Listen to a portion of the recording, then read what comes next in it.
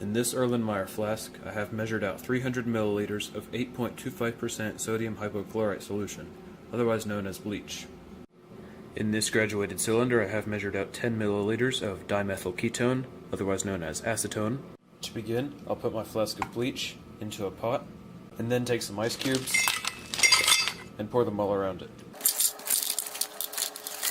After that, I'll simply fill in the remaining space with cold water. After that, I'll also add in some coarse salt to help make the ice get even colder. Now that all that's in place, the ice will begin cooling down the bleach to keep the reaction mixture from overheating. To help the cooling off speed up a little bit, I'll also be dropping in a small magnetic stir bar to help stir the reaction mixture. After a while, the reaction mixture will become very cold. Mine is 37 degrees in Fahrenheit, which is equivalent to 3 degrees Celsius.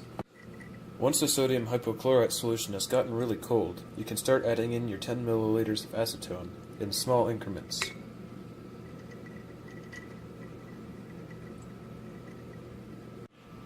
The reason you don't want to add all the acetone to the reaction mixture at once is because this reaction is very exothermic, meaning it produces a lot of heat. If the reaction were to get too hot, then the chloroform that you're producing would start to boil, and it could knock you out.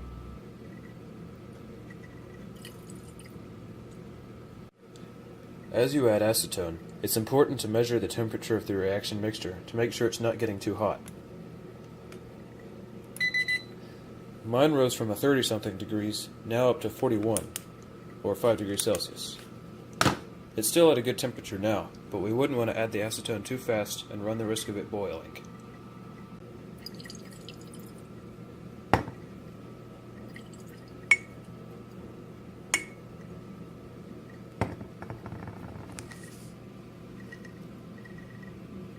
After the final addition of acetone, you'll notice that the yellowy color of the bleach begins to fade away and is replaced by sort of a milky white color. This is the point in the reaction that will emit the most heat, and you need to watch the temperature the closest. As you can see, my reaction mixture is heated up from 35 to 54 degrees Fahrenheit, or from 3 to 12 degrees Celsius.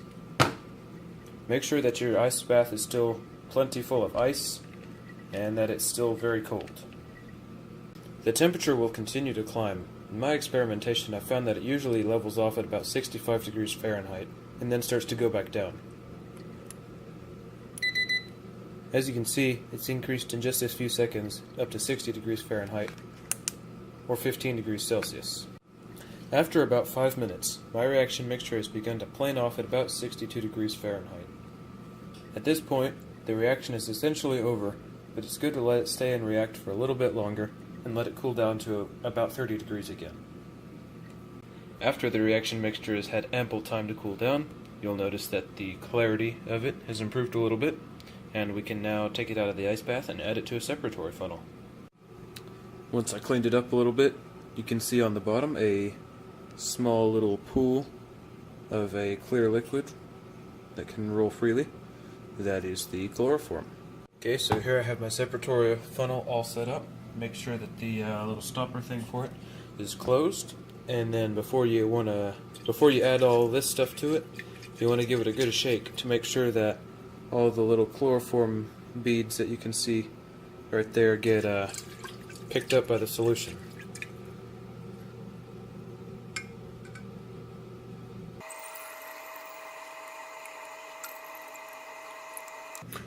Alright, well, it's good practice to let your mixture settle out for a few minutes, which mine has, and you can see my yield of chloroform has formed a separate layer down at the bottom of the funnel, and now I'm just going to drain it into this small little 50 milliliter flask.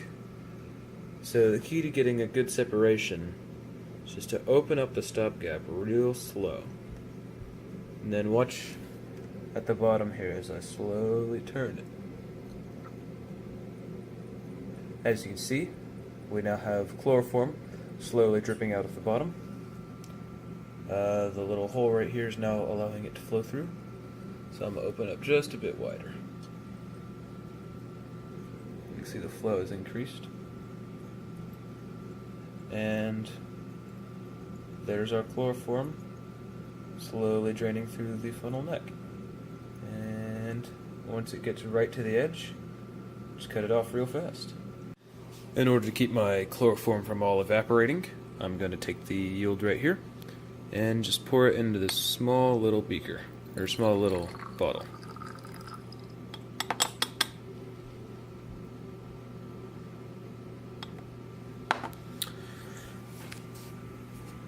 And there.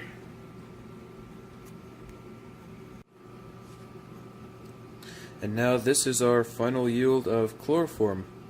An interesting thing about chloroform is that it has a very high refractive index, which means you can see as I hold it under light here, it's very, very shiny. Look at how it catches the light. Quite beautiful. Alright, now this chloroform is, it's okay pure.